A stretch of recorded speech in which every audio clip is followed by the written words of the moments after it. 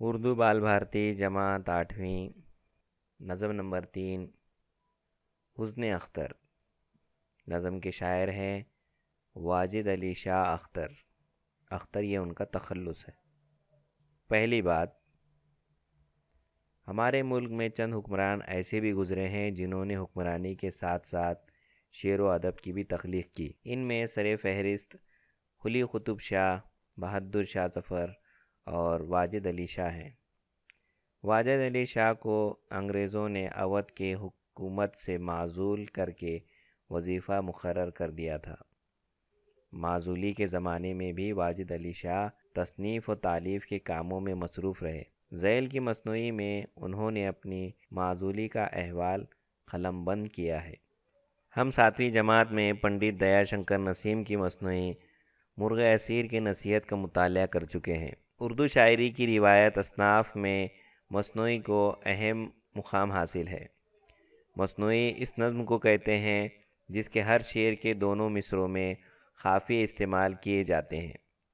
مثنوی میں اخلاقی مضامین، عشقیہ داستان، تاریخی واقعات یا کسی موضوع کو تسلسل کے ساتھ بیان کیا جاتا ہے۔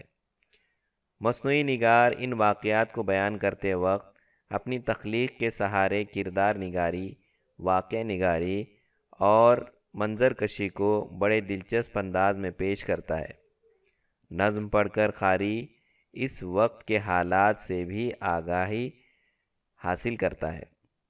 اردو میں ابن نشاطی کی پھول بن، میر حسن کی سحر البیان اور پنڈت شنکر دیا نسیم کی گلزار نسیم مشہور مثنوی شمار کی جاتی ہیں۔ جان پہچان۔ اختر کا اصل نام محمد واجد علی تھا۔ وہ 30 جولائی 1822 کو پیدا ہوئے۔ اختر ان کا تخلص تھا۔ شاعر اور ادیب تھے۔ ڈرامے اور رہسیہ سے ان کو خاص لگاؤ تھا۔ ڈرامے اور رہسیہ کے لیے انہوں نے قیصر باغ میں ایک تھیٹر تعمیر کروایا تھا۔ وہاں ان کی مثنیاں سٹیج پر کھیلی جاتی تھی۔ 1856 میں واجد علی شاہ اختر لکھنؤ چھوڑ کر مٹیا برج کولکتہ چلے گئے۔ پھر انگریزوں نے انہیں لکھنؤ آنے کی اجازت نہیں دی۔ وہ مٹیا برج ہی میں تصنیف و تالیف میں مصروف رہے اور 100 کتابیں تصنیف کی۔ 21 ستمبر 1887 کو 65 سال کی عمر میں واجد علی اختر کا انتقال ہوا۔ جان پہچان کی مدد سے مثنوی کا خاکہ مکمل کیجیے۔ اصل نام محمد واجد علی، تخلص اختر، پیدائش 30 جولائی 1822، تاریخ وفات انتقال 29 ستمبر 1887۔ ادبی حیثیت شاعر، ادیب۔ دلچسپی ڈرامے، Rahasya.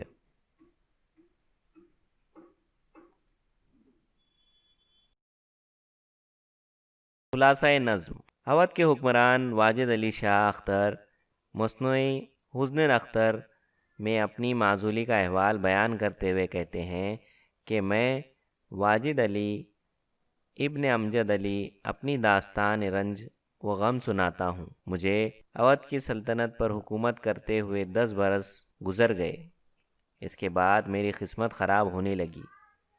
Governor general lord Dalhousie کا حکم ریزیڈنٹ آٹرم کی معرفت ملا کہ تمہیں حکومت سے معزول کیا جاتا ہے۔ وجہ اس کی یہ بتائی کہ عوام تم سے ناراض ہیں۔ ہم رعایا کو تباہ ہوتے نہیں دیکھ سکتے۔ تمہیں ماہانہ 1,00,000 روپے وظیفہ ملے گا۔ یہ بات سن کر محل میں کہرام مچ گیا۔ رنج کی وجہ سے دوپہر رات محسوس ہو رہی تھی۔ ریزیڈنٹ ایک بڑی فوج کے ساتھ آیا تھا۔ میں نے دل میں خیال کیا کہ جو ہونا تھا وہ ہو چکا، اب اطاعت کے سوا چارہ نہیں۔ یہ ربیع الاخر کی 27 تاریخ کا واقعہ ہے۔ میں نے اپنی حکومت کے زمانے میں سب عزیزوں اور رعایاؤں کو پورا خیال رکھا۔ کسی کو کوئی تکلیف ہوئی ہو تو بتاؤ۔ سبھی نے مجھ سے خوش ہونے کا اظہار کیا اور مجھے رخصت کیا۔ بچوں، اس نظم کو اپنی دھن بنا کر خود سے یاد کریں یا اپنی استاد کی مدد سے اس نظم کو یاد کریں۔